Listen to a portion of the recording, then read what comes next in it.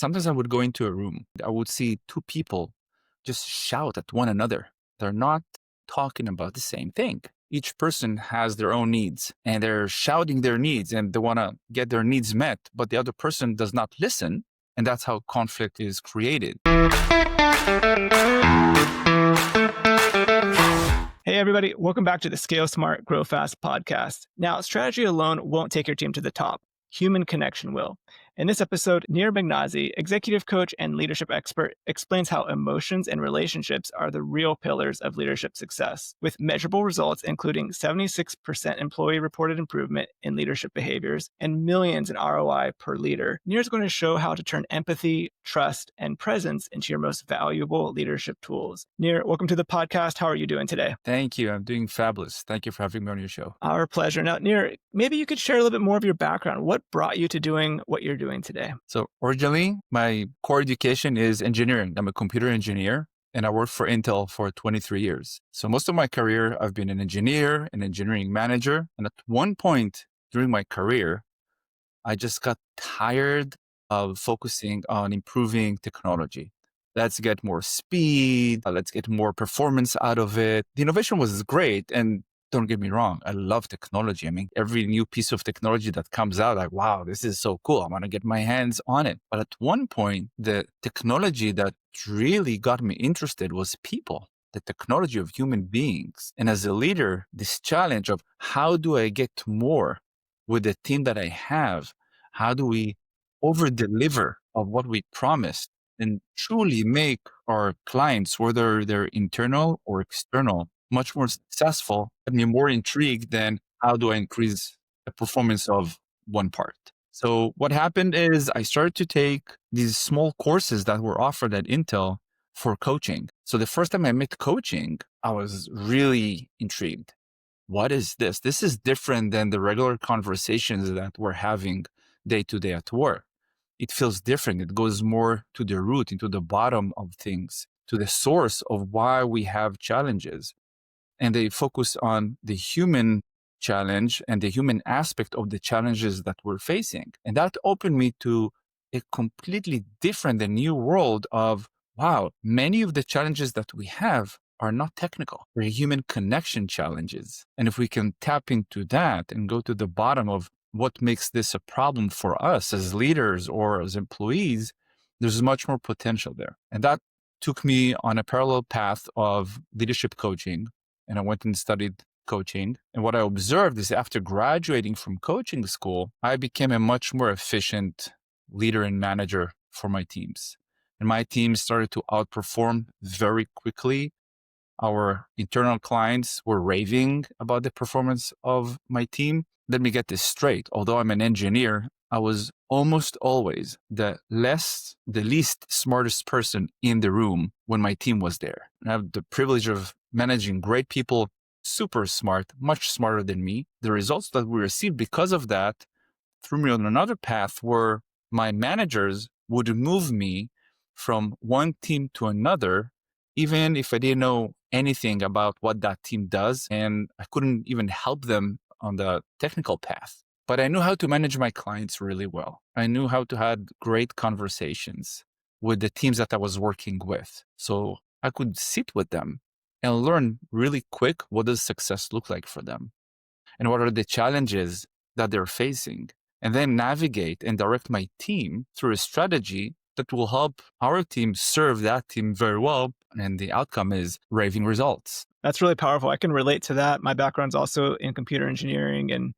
I've had similar experiences where you might have the brightest technical person, but if they are in charge of working with the customer and they don't have that human emotion and human touch to communicate well, the project's not going to do well. And I'm sure you experienced that too and saw those moments. Many times. Sometimes you're amazed. Sometimes I would go into a room and as an observer from the side, I would see two people just shout at one another. And they were shouting and shouting and shouting. And as an observer, you would then notice that they're not talking about the same thing. Each person has their own needs and they're shouting their needs and they want to get their needs met, but the other person does not listen. So they can't get the other person's needs met. And that's how conflict is created. It's unmet needs that collide in the same moment. And because I'm a coach, I'm really known to sit on the sidelines for a while. And then at one point, just say, hey, time out, everyone. Here's what I've heard. Hey, group A, what I heard is that you need A, B, and C. Is that correct? Yes. Okay, hold on. Group B, what I heard you need is D, E, and F. Is that correct? Yes. So you see that you're talking about two different things. Now, group A, can you fulfill or satisfy the needs of group A? Yes. Okay. Group B, can you satisfy the needs of group A? Yes. Great. Conflict resolved. But especially in engineering, people who are they are taught from very young age, right? School, what do? We have a problem, we solve, problem solve, problem solve. To think about everything as a problem that needs to be solved. And that takes us away from what I call possibility conversation, from sitting back for a second, especially in this fast paced. And I hate this term fast paced, but we are really in a fast paced era right now, more than ever. To stop for a second, listen to the other person and get to the root of what they're asking, what they need, and have a deep conversation instead of getting, let's call it, too emotional or hijacked by your own emotions. And then the conversation goes sideways and we waste time, we waste resources. There has to be follow-up meetings, there are escalations. Now the VPs are in and they need to call one another to understand what happened, why is this big conflict and drama. So we see so much drama because we think we talk about the details of whatever we're trying to develop, but really it's a conflict of needs and lack of better communication. Now, for people that don't have the blessing of having you in the room as that independent coach helping facilitate their conversation, what are some maybe like indicators they can keep an eye out for, or strategies or mindsets that they might keep in mind to really be able to have those possibility conversations that you mentioned and de-escalate these situations to have that ideal outcome? The first mindset shift that I would offer is, how do you apply curiosity in your day to day? Here's the atmosphere that I'm used to. I see this with my clients, in other companies. It can be either in tech, I've seen it in low tech, I've seen it in health. Everyone are always stressed. Everyone are always late to the next milestone, to the next release, to the next thing that they need to achieve. And when you're stressed, you just want to get your needs met. So the level of curiosity that you have is very low. You cannot have a conversation with someone else if you're not curious. If you're just there to bully yourself onto others to get your needs met, you might get your needs met, but the entire project would fail because it's going to be a win-lose situation. Leaders need curiosity. In order to apply curiosity, you need to learn how to listen well. We hear a lot of people talking, but are we actually listening to what they say, to what they don't say, to their energy? And we're missing so much information that there is right there in the conversation. And all that information is lost because we're just waiting for the other person to stop talking so we can start saying what we need and shout and maybe force everyone to do what we want to do. So I would say the mindset shift is curiosity. And leaders can do that by setting their intention before going into a conversation by asking one question or setting their intent on, my goal in the first 10 minutes is to understand the perspective of the other party or the people in the room. That is applied curiosity and it requires intention. That's the first thing I would say. The second thing, and that I would encourage every leader to do that, is to learn how to be master of human communication and connection. Master. Why? The more we climb up the ladder of leadership, the less we are detached from the actual work that is being done. You're in software, I was in hardware. When we were individual contributor, we would open our laptop or computer and we would actually design. We would do the design ourselves. And I know that some leaders do keep a portion of their work doing this work. Great, beautiful. I don't discourage that. But more and more of the work that you do, the work of leadership, is being done through conversations. And at one point, it's 100% conversations. So if the leader's number one skill is to have conversation, how can you afford not being master of human connection and communication. That's powerful. Now, It is. one thing you've also talked about is like the ROI that people can get from mastering these skills, mastering communication. What are some of the shifts in behavior that have the biggest impact on the team performance that you've seen? Question. And it's different from leader to leader because every leader has their own superpowers and areas that they should improve on. But overall, what's the ideal state? Is a leader that has high quality goals, that when they achieve these goals, that would mean success for them, for the team, for the organization that they work in, and that the entire team is very clear about what does this success look like, what is their part in achieving this success, and how they need to cooperate with other team members or maybe other external groups to achieve this goal. It also taps into their own uniqueness as a team and as a leader. And when they know their uniqueness, they know how they can contribute in a very specific way. That also creates motivation because we all want to be needed. We want to be appreciated. And if we can bring our own uniqueness and see some of the success of this project with our own uniqueness, we will feel great and accomplished. And that's what people want. They want to be acknowledged. They want to be accomplished. They want to feel fulfilled. So how do we create this cohesive and synergetic team that works together as one unit where every person brings their top game every day to achieve a goal? Usually we see it in sports team. When they work together, you don't have to have the top talent to win. You need to have the best team to win. So you can have a group of, I don't say mediocre, but just for the conversation, not the superstars of the league come together, but work so efficiently with one another. They elevate one another's game. This team will win the championship, not the one superstar who just runs, takes the ball and shoots some hoops and everyone idolizes. That superstar will win, the team will lose. So to create this cohesiveness, we need to tap into something that is underneath the surface. It's beyond the description of the goal. It's beyond the description of what is the task, what is the milestone, what does anyone wants to do, what's the timeline, what's the resources. Great, these are all technical stuff. But because we're people, we're human, we bring something else. And that's our emotions, our uniqueness, our creativity, and also where do we want to go? What's our next chapter? So we pour into this big pot of success also what is unique about humans. And that's our humanity, our emotions, all of that. And leaders who do not address this part are missing a big chunk of the pie that you can tap into. Let's talk about two major emotions. Trust. Usually when I coach leaders and we start speaking about emotions, especially engineers that are really deep into their engineering and they love their expertise, they ask me, why do we need to talk about emotions? Well, is trust important for your work? Yes. Okay, how come? Well, I need to trust people. Da, da, da. Okay, what happens when you don't have trust with someone? Oh, we have long conversation, we have meetings again and again. So there's a lot of waste in the system that they can describe. Then I tell them, well, trust is a feeling and it's very individual. Yes, it can be broken into components and we can analyze how trust works and how do we assess trust, but trust is a feeling.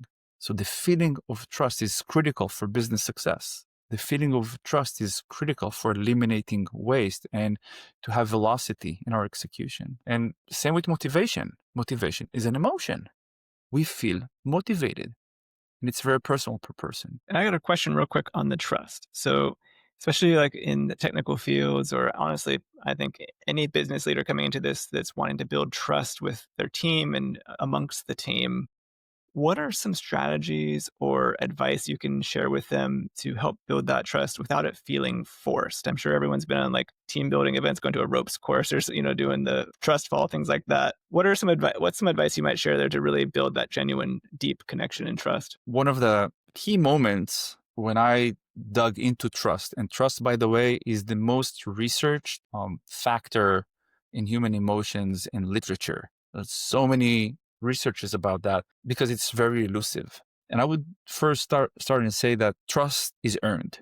You don't build trust, you earn trust. And I heard that first in a podcast between Esther Perel and Adam Grant. And when I heard that, I thought, wow, maybe I should stop using building trust because there is a choice, whether it's conscious or unconscious. by one person to they choose to trust someone else to some extent and in some domain. So that's the first thing. Understand that trust is earned. Then comes the question, well, how do I become trustworthy? It really depends on the other party. What is important for them? What are some behaviors that they're expecting to see that by seeing these behaviors, they can assess that you are trustworthy and they can choose to trust you? So there's a conversation about that can happen between parties, especially if it's the first time that they're coming together. Set expectation conversation. Hey, what are you expecting from us? What is really important to you to see? So we will earn your trust and vice versa. Here's what we need to earn your trust. And again, trust that is very specific to one path and it can be different in other factors of life. So for example, Harley, you know what? I trust you as a great podcaster and a previous software engineer and entrepreneur. So if I need some advice about these things, because you've shown your competency, I might go and ask you about that. But I wouldn't trust you to operate on my eye if I have a need for eye surgery because you don't have the capability or the results to show. So that's what we call, this is what is seen, the behavior layer. Underneath that, there's the character part. And I do recommend for everyone to read The Speed of Trust of Stephen M. R. Covey, the son of Stephen Covey. It's really a great book to read and use. So Stephen M. R. Covey says that below the results and what we can see on the surface, there is the character part. That is, what is your intent and what is your integrity? So the quickest way I've found to earn trust is to call out your intent. And this works beautifully in some of the hardest situations that leaders have at work. Performance management, for example. You have an employee that doesn't perform well, and you need to go in and have a hard conversation with this person about their performance. You can do it as everyone comes, hey, we need to have this tough conversation. And you know what? You're not performing well lately. So I'm going to set some metrics for you to achieve, and we'll test whether you can achieve those metrics or not. But you know what? If you can't, we'll have to let you go, etc., etc. So now if we sit at the receiver chair, what do we hear? Judgment. They're trying to get rid of me. That's how it feels. Call out our intent up front. Hey, Harley, thank you for coming today.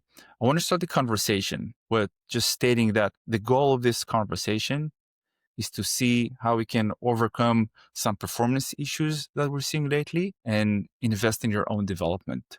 So you can not just perform well, but outperform and succeed and, get promoted and, get out of this work what you also want to get out of this work. How does that sound to you? Totally shifts the mindset there. Right?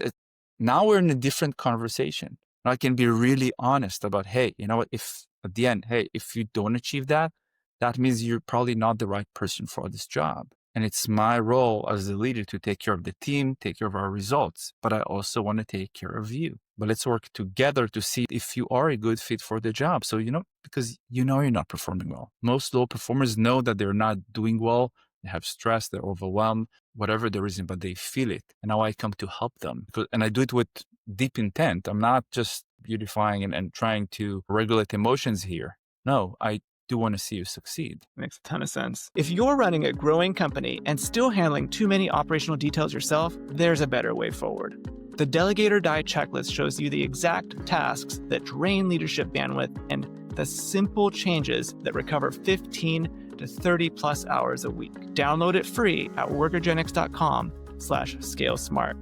Now let's get back to the episode. On the flip side, looking at the leadership part of the equation, when they are having that disconnect from their team and there isn't trust there, what are some of the red flags or warning signs that they might keep an eye out for and be like, hey, trust might be an issue here. We need to, really focus on earning that. One of the things you would see right off the gate is people agree and discommit. You will find yourself either the only one who's talking in meetings. People will nod their heads, but then will do different things. You won't see the performance scaling. On the contrary, you'll see delays. You'll see people doing things that you did not agree on. So that's a major flag. Something is wrong here. You're asking people to do something and they do something else, which means they don't trust you, don't trust your decisions. So that's a huge red flag. Sometimes it can be the opposite. If it's a very solid team and they're not afraid to voice their opinion, you will get a lot of pushback. Whatever you navigate, wherever you're trying to shift the team into, you will get a lot of pushback, which means they don't trust you. They don't choose to follow you. They need to choose to trust you in order to choose to follow you, right? And that is the difference between, by the way, a manager and a leader. I can say I'm a manager. I can't say that I'm a leader.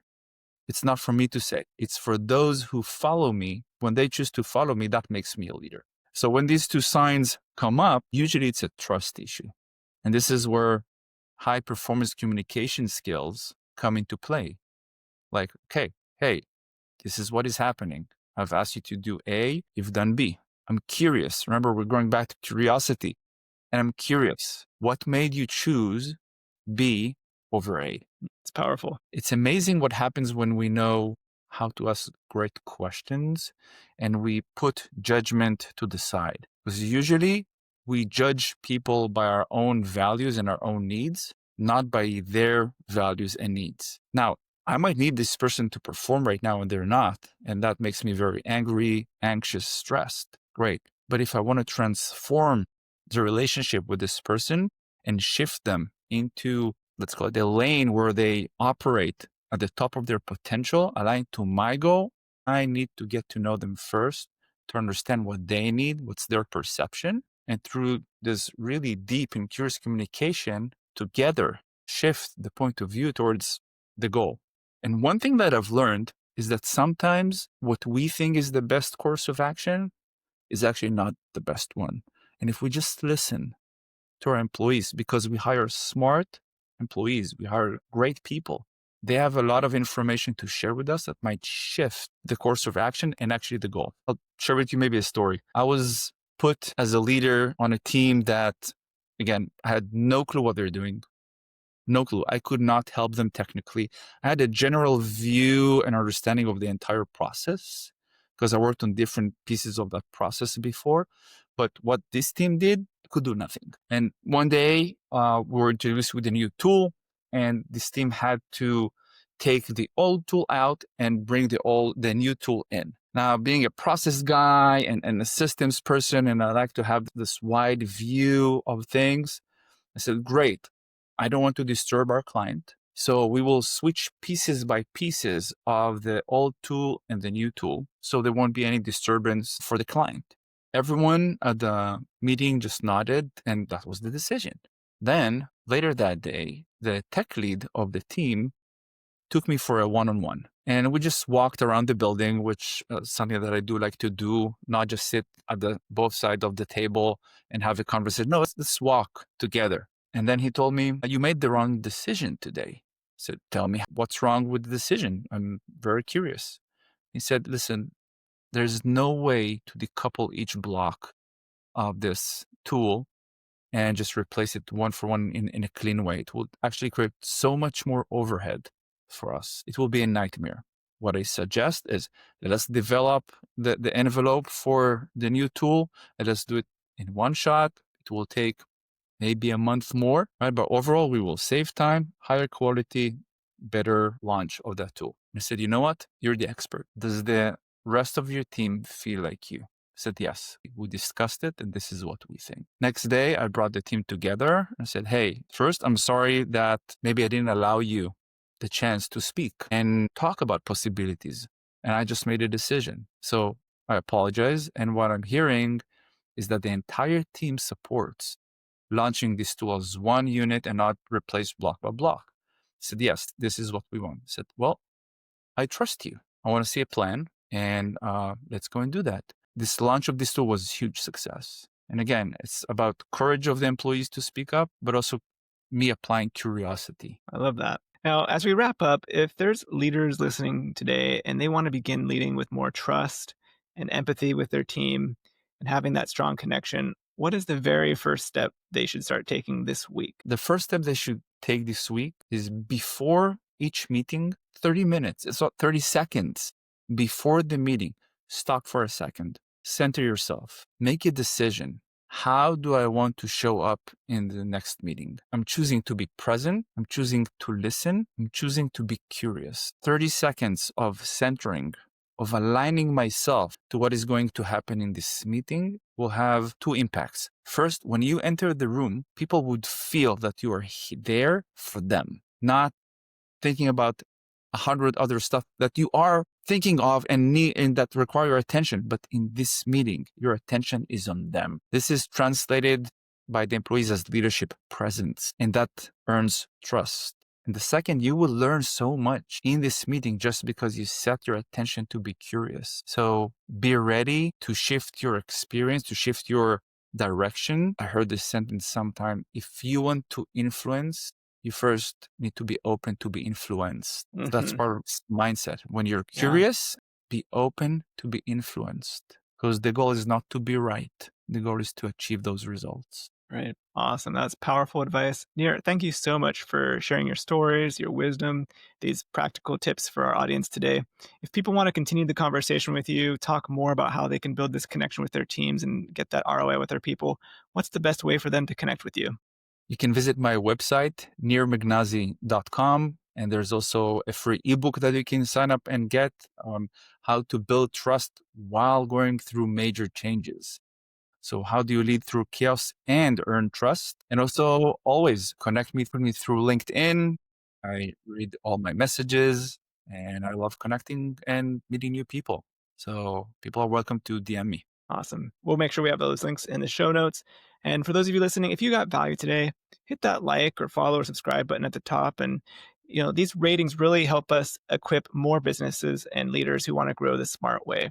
And maybe you know a business owner or colleague who could use this information. Share this episode with them. It could be exactly what they need right now. And again, thank you everyone for tuning in to Scale Smart, Grow Fast. Here's to building businesses that give you more freedom, stronger teams, and lasting growth. Until next time, keep scaling smart.